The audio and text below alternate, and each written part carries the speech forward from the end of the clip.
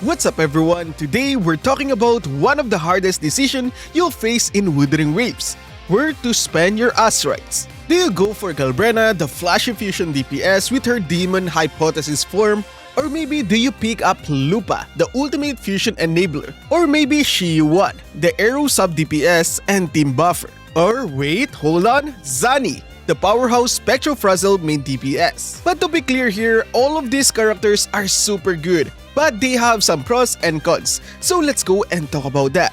So if you're struggling to figure out who deserve your hard-earned pulls, don't worry, I got you covered. So in this video, we're going to break down each of these 4 resonators and look what makes them strong, where they might struggle, and more importantly, which one are more pulling for depending on your account. So without further ado, let's get into it.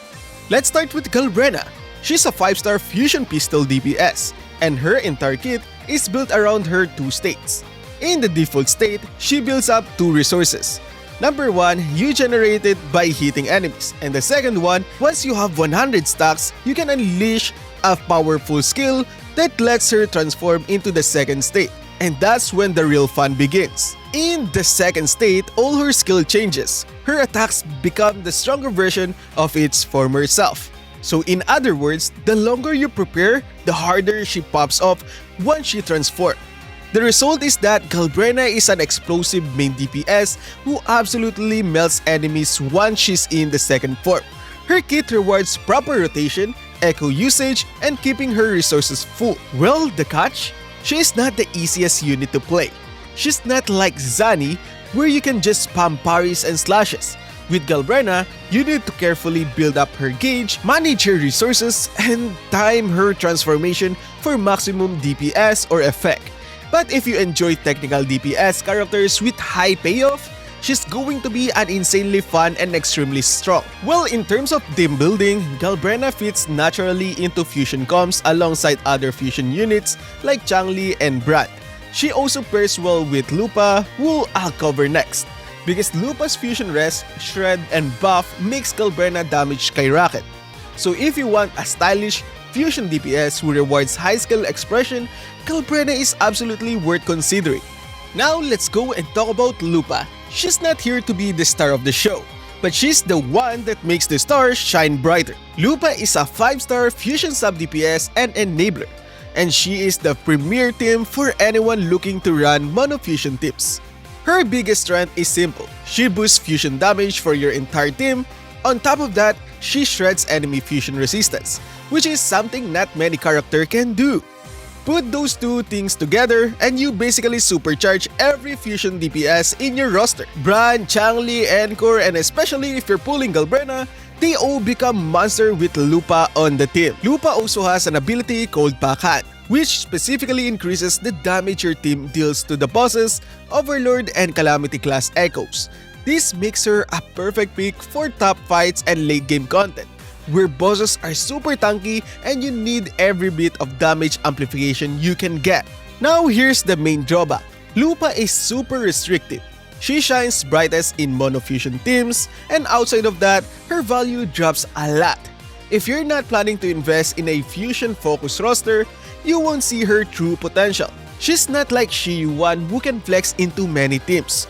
So the real question with Lupa is, do you already have fusion DPS characters? Or do you plan on building them in the future? If you answer yes, then she is practically a must pull for your account. She completes the fusion archetype for your account. So without her, your fusion DPS are strong, and with her, they're absolutely broken. Think of Lupa as the final piece of the fusion puzzle. She's not the flashy carry, but she makes your carries look like gods. Next up is Qiuyuan, the arrow sub DPS and support. He might not look as flashy as Galbrena or Zani, but makes no mistake, Qiuyuan brings something very rare to the table, which is consistent team-wide buff.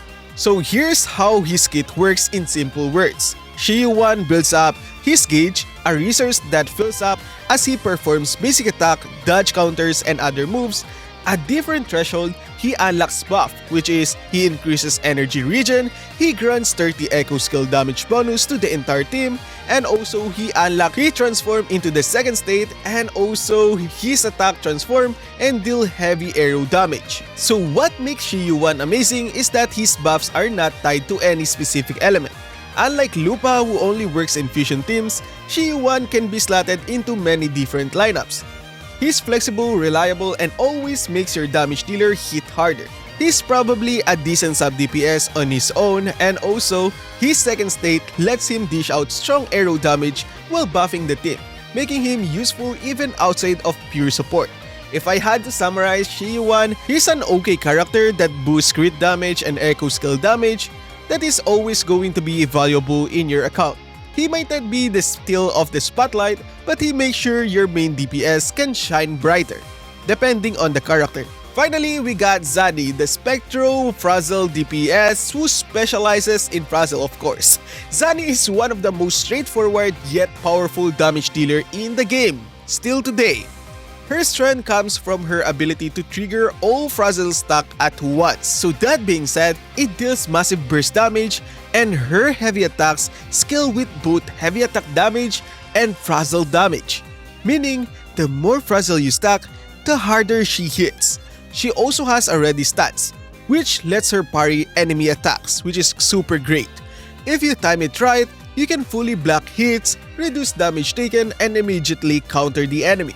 And that's what makes Zani so fun. She's aggressive, tanky, and skill-based. If you're good at reading enemy moves and timing parries, Zani feels amazing to play. She's a DPS who rewards practice and anticipation. But here's the catch. Zani is locked into Spectro Frazzle teams. You need a dedicated Frazzle applicator to make her work, aka Phoebe or maybe Spectro Rover.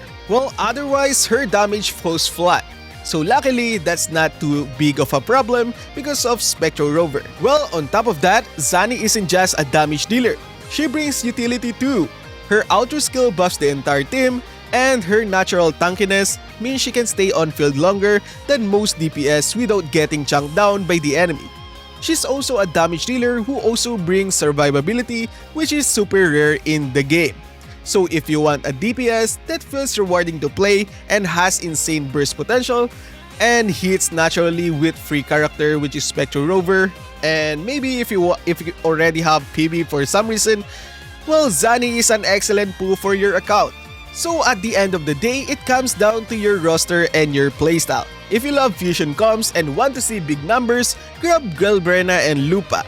If you prefer flexibility and utility, Qiuyuan will never be a bad choice. And if you just want a fun skill-based DPS that feels amazing with free units, probably aka Spectro Rover, Zani is waiting for you. But if you already have Phoebe, well, Zani is actually a must-have, probably. The most important thing is to think long-term. Wuthering Waves is a game where resources are super limited, including the Astrites, and pulling the wrong unit can slow down your progress. But the good news is, none of these four are super bad. They all have unique strengths and can fit into the right teams. The only mistake is pulling without thinking about your roster and your account. So spend your Astrite wisely and may your pulls be blessed by 5-star.